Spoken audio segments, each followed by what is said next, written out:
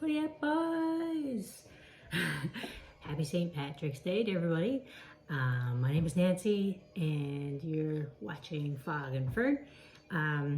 It is indeed St. Patrick's Day, and I thought what better of a plant activity to do than repotting a false shamrock.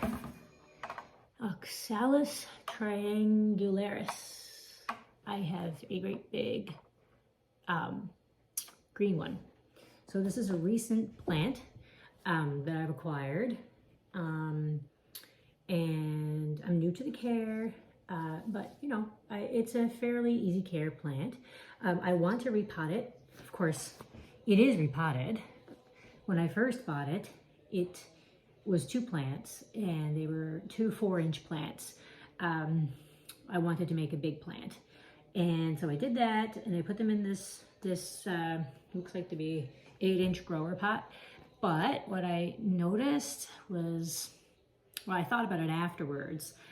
This plant's roots system is a tuber, so it's like a bulb, right? And what can happen is that, you know, when you're watering your plant, you're soaking the soil, or you're making the soil moist, but like that's a lot of soil for small tubers, because the tubers are probably 3-4 inches long, a little bit, maybe even shorter. So I don't want to have a lot of wet soil in this plant, too much wet soil for the plant, for the tubers, because what can happen, you can get bacterial problems like you know, a fungus in the leaves, or you can get root rot, pests. Like, you know, you don't want too much water sitting in your pot, and you don't want too much water being stored in those tubers. So I went on a little hunt and found a pot, a shallow pot. Notice, right? So just look at this. Look at this. It is slightly shorter, right? So I think it's going to make a difference, because I'm not going to fill the soil all the way up on this pot either. So it should be fine. Plus, you know, I don't often go out and buy pots, so I kind of needed one anyway, a short, shallow pot. Yeah, so let's get this going, shall we? And it's a good thing that I noticed, or that I, you know, decided to do this, because as I look in this plant, when I took it out today from where it was, there is mold on top of the soil. So I'm glad I came up with that idea. It's obviously something I needed to do. Part 2. My child woke up from his nap a little early. You know, daylight savings time, hard enough when you're an adult. That's really tough when you get little babies. It's really tough on the babies, and the mamas and the papas. Anyhow, they're doing fabulous, to be honest, my boys. So, okay, here I am, removing my plant.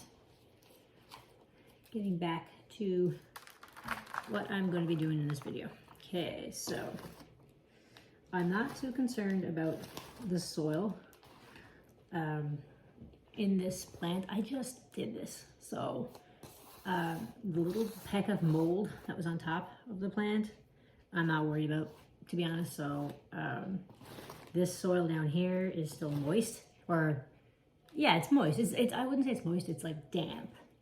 So, you know, that just goes to show, because I watered that plant last week sometime, that just goes to show that that was a lot of soil for that plant. It's a deep pot. I think that once the soil, so I'm just gonna put this soil back in this pot here, but I think that once the soil is more distributed in a wider, like more shallow pot, you know, you don't have much depth to the soil, right? Like, I mean, that was a good oh, 8 inches of depth for that. Now there's much less in this pot. So, you know, I actually think this is going to be much more suited of a pot for this plant. And so I'm going to try not to rip my shamrocks here. Wouldn't that be a shame? Maybe it's impossible to not like damage at least one. Anyhow, it's St. Patrick's Day. What are you all doing for today? It's COVID. COVID's still happening. So maybe celebrations are not going to be, you know, as they were once upon a time in the before times. So what are you doing this St. Patty's Day? What have you got planned out? Maybe you've got a nice meal. Maybe you're taking cute pictures of your kids like I did and am doing. Yeah, maybe you're getting together with your bubble. Yeah, I hope you're gonna have a nice day. A lot of us here in Newfoundland have Irish roots. I sure do. I wasn't actually aware of my Irish roots until a couple of years ago. There's this like family tree website that's like, you know, done on the town that I'm from, called Upper Island Cove. That's the town that I'm from. It's about 15 minutes away from here. Currently I live in the town of Clark's Beach. Anyway, so I did some, it's a really good website, and I did some looking. And it turns out that some of my ancestors, this goes back to the mid 1700s. So we've been in Upper Island Cove and the Avalon Peninsula for quite a long time, obviously. But they came from Killarney. Isn't that amazing? So southern Ireland, which is very Irish, right? The northern part of Ireland is the English, like the Church of England, Protestant type of culture. Yeah, and so anyway, what a nice surprise. And it was very validating. I've always felt very connected to Irish culture and Celtic culture, so it was like really cool. It's really cool to learn that. Maybe you can hear some of the music that I'm playing. That is the Finbar Fury. He's a musician from Ireland, Dublin, I believe. And anyway, I got into his music probably in 2017. I was still living in Alberta, and I came across this song by him and this other Irish musician called Christy Moore. It was Remembrance Day, and I was listening to, you know, songs that kind of commemorate Remembrance Day, and there was this song that they did as a duet on a late show called The Green Fields of France. And when I heard these performers, I was floored, and I really took to Finbar. Anyway, so yeah, I got into their music. I was into his music, and he played with his brothers for many decades in Ireland, and then took off on a solo career. And anyway, I became very into his music, and I moved to Newfoundland, back to Newfoundland in 2018 from Alberta, where I was living for 13 years. And lo and behold, I was home not even like a year, not even half a year. And Finbar Fury came to our area in Carbonear, the town of Carbonear, which is about 20 minutes drive from my town, from where I live right now. Well, I couldn't believe it. I got my tickets right away, and it literally was, I'm not joking, the best performance I've ever seen in my entire life. This man, unbelievable. I could have listened to him for 5 hours straight. He played, I believe, for 3 hours. And I mean play. He does the tin whistle. It's just incredible. But anyway, check him out. He's my favorite Irish performer. Yeah, his tin whistle is just something else. I totally recommend it. Anyway, so that's a little bit about, you know, what I'm doing this St. Patrick's Day. And some of my Irish ancestry. And, you know, as I'm talking about this, I'm working out my plants. You can still see that this is one of the 4-inch plants that I've got going on here. I'm not gonna like tease it apart. The tubers, oh, I could have showed you the tubers on the other plant, but then I was involved in my story and I didn't show you. So, oh, no, I don't know. It's not a tuber. Oh no, I might have to take this one out then and show you. So I really think it's important. There you go. See the little tubers. You can hear the soil just dropping on my tablecloth. So, you know, yeah, it's about 2 inches long. So that's the tuber, and they're pretty hard, cool looking, almost like pine cone looking things. Just have a look, huh? Pretty sweet. So, and there's many little shamrocks that come off one of those tubers. So I'm just like placing it on top of the soil kind of right now because there's not enough soil around. It's not enough soil in the pot yet, so I'm gonna put some around it and dig it down. But yeah, and then I'm just gonna dig a little hole and put the other plant in here. So this plant will be disturbed now twice. Not something that I recommend.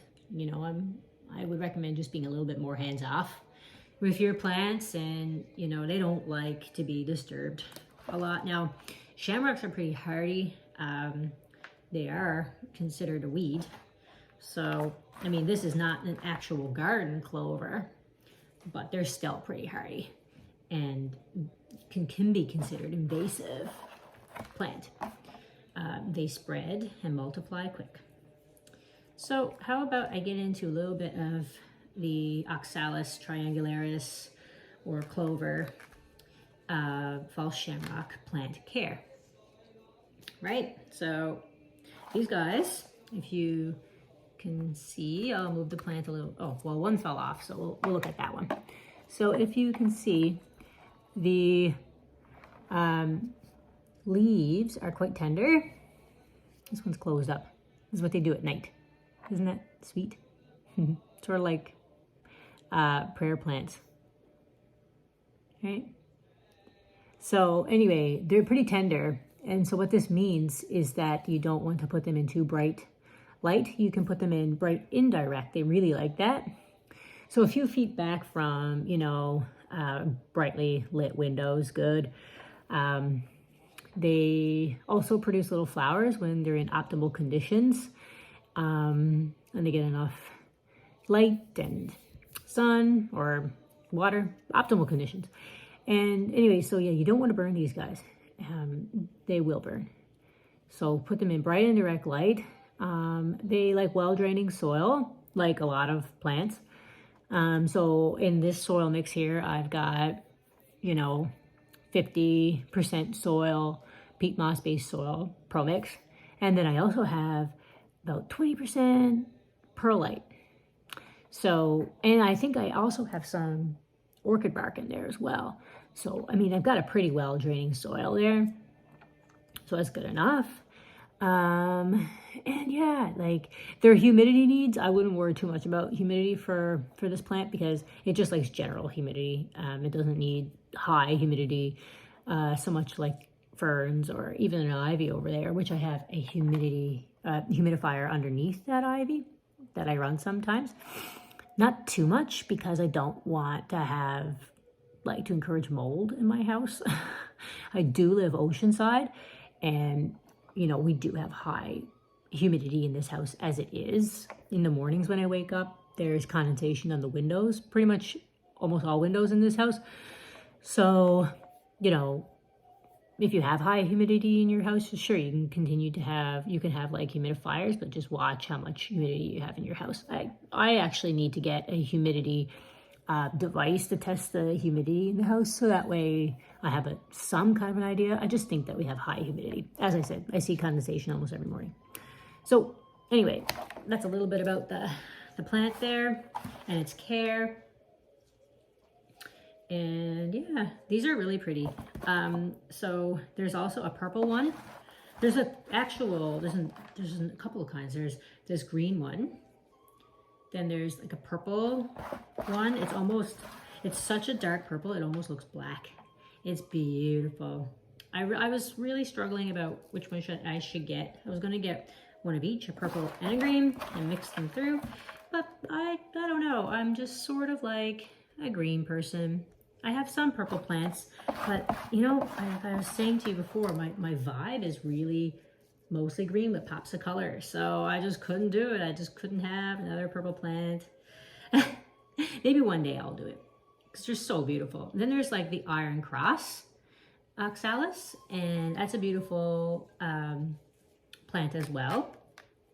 I think it has like purple in the center, or like a winey color in the center of the clover, and then the outside is green. So that's really nice too. I'm pretty new to the care of these plants, so and the variety. So I don't. Yeah, there might be other types out there. If you guys know, let me know. Yeah. So it's looking pretty rough, like the plant, but don't worry. These plants are very sensitive. They're hardy, but they're sensitive. They respond so quickly to light, and if you're manipulating the plant like I'm doing, they'll close right up. And so they're closed up right now, because usually they don't close up until the nighttime, but they're closed up right now, which is just like so cool, because they're saying, hey, something's going on here, and I'm being taken into the pot, and they're responding. I'm just going to grab some more soil. Again, I'm not worried about the amount of soil so much in this pot right now, because it's not as deep as the other pot was. But it just needs a little bit more. Just literally all I need is just to cover the tubers. That's it.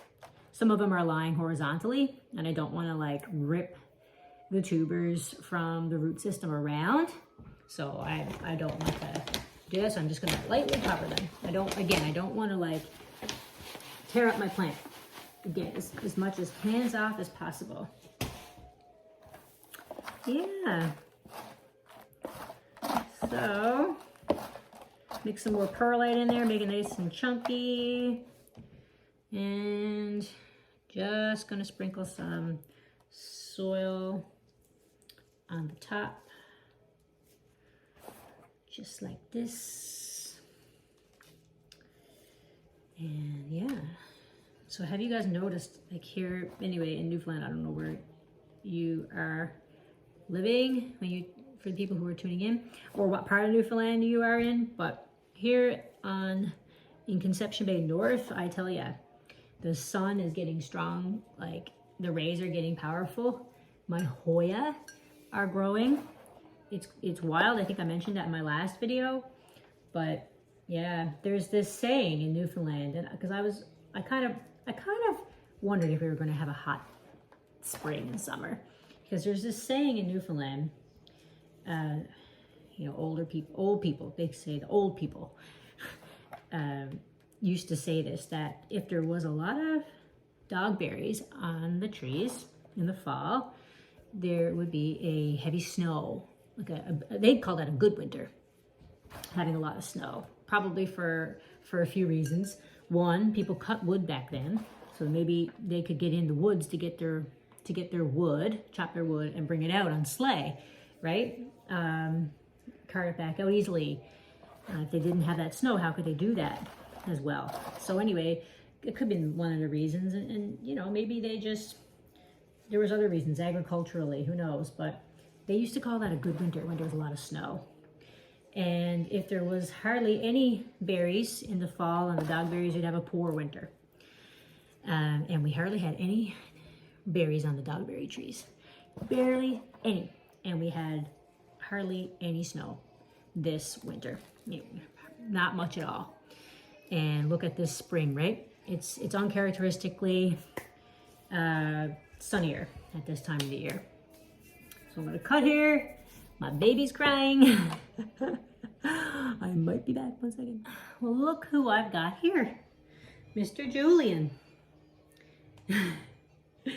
He says, I'm having a hard time with my teeth. And time change, daylight savings time is hard for me. I'm only 7 months old. Anyway, I didn't want to just cut off my video like that. So my repotting is pretty well done. I just finished, or am finishing here as we speak, putting a little bit of soil in this plant. The plant is all closed up. I'm not worried because I'm going to set it here on this table for a while in the bright and direct light. This is my south facing and west facing window. Not scorching bright direct light today coming through. Oh, bless me. But it's nice and just brightly and indirectly lit.